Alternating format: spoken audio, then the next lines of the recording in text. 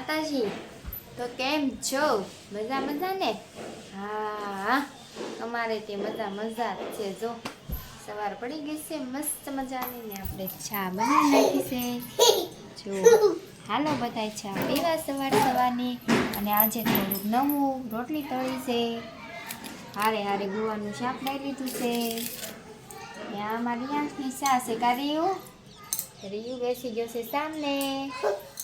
હાલો સવારમાં બધાય નાસ્તો કરવા. અને ગૌતમ તો જો કામે વહી ગયા છે. આજે તો છે રવિવાર, પણ તો ઈ ગયા છે કામે બપોરથી. તો હું રીયુ બે નાસ્તો કરી દેવી.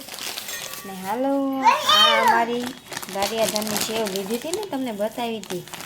ખાવાની હોય હો પાછી. ખાવા લઈને બે ગયા છે હું રીયુ બે.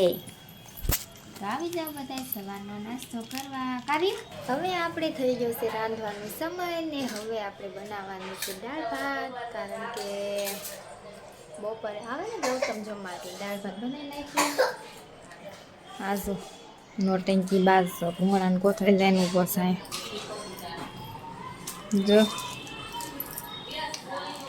તો ચાલો દાળ ભાત બનાવી નાખી. તો આપણા દાળ ભાત બનીને રેડી થઈ ગયા છે.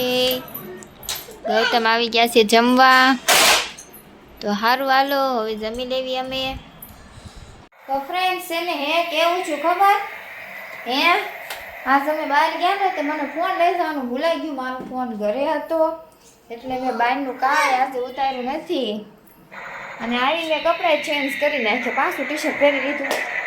કીધું હવે એ તો કાંઈ નહીં, હવે ઘરે આવીને તો શરૂ કરી દો. તમે ઘરે આવીને શરૂ કરી દીધો છે. અને આ બે વાહ દેખાય છે શું કરે છે? બે રમે છે. જો રિયાંશને રમાડે છે ને મારે છે રસોઈ બનાવવાની બાકી છે. કારણ કે બહાર ગયા હતા પાણીપુરીને એવું ખાઈને આવ્યા છે એટલે બહુ ભૂખ લાગી નથી. ને આપણે અમે જો કુકરમાં બટેકા બાફવા મૂકી દીધા છે. આપણે બનાવવાના છે ભૂંગળા બટેકા. હવે ડબલામાં જોઈ જઈએ ભૂંગળા પડ્યા છે નહીં એટલે તમને મોકલું. તો સારું હાલો હવે ચેક કરી લેવી ડબલામાં. પડ્યા તો છે લે મોકલવા પડે કા. હાલ છે પડ્યા છે એટલે એટલા તો અમારે ઘણા વચ્ચે હોતે ને આમાંથી દે તે જો કેટલા બધા છે. બટેકા બફાઈ જાય પછી ભૂંગળા તળી નાખીએ આપણે. આજ તો એવું છું બોલો ફોન લઈ જતા જ ભૂલી ગયા. આવો મગજ થઈ ગયો ઉતાવળમાં. અને બહાર તો એટલે આમ ક્યાંય ગયા નહોતા, પણ રિયાંશને લઈ ગયા હતા ગાર્ડનમાં અને પાણીપુરીને એવું ખાધું. કાંઈ વાંધો નહીં જે જીવે કા. આ જો રીયુનું ટોય છે એ બીવે છે હો. જોશે હો હમણાં વાર છે એટલે બી છે. આ રીયુ પાસે વૈસા રીયુ પાસે વૈસા રીયુ જો આવ્યું. આ બે રમકડા કાઢીને બેઠા છે. રીયુ રમવું હોય તો રમે નકર ન રમે, પણ ગૌતમ રમે છે. આખો ડ્રમ ભરીને બેઠા છે. જો આ બધું રીયુનું છે પણ રીયુ કાંઈ રમતો નથી. અને આપણે તો કામ જ ન ખૂટે, આખી જિંદગી વૈસાય તોય ધાણા હારા કરું છું આ બેઠી.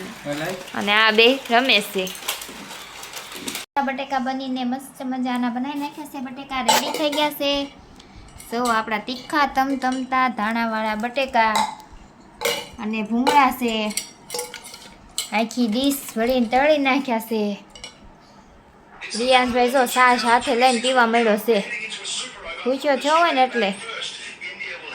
સારું હાલો હવે ભૂંગળા ભૂંગળા ખાઈ લેવી.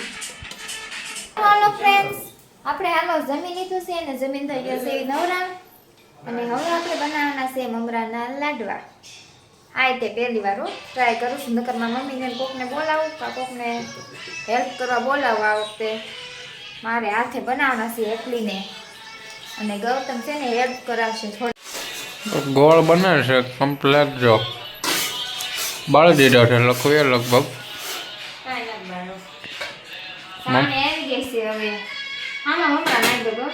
એમાં હલાવતા નહીં ફાવે. વાહ કારીગર, આ મમરાની કારીગર કહેવાય. આમ લાડવા બનાવવાના. તો ચલો ફ્રેન્ડ્સ આપણે જો મમરાના લાડવાનું ઓલું તૈયાર થઈ ગયું છે. મમરા ભેગા કરી નાખ્યા છે.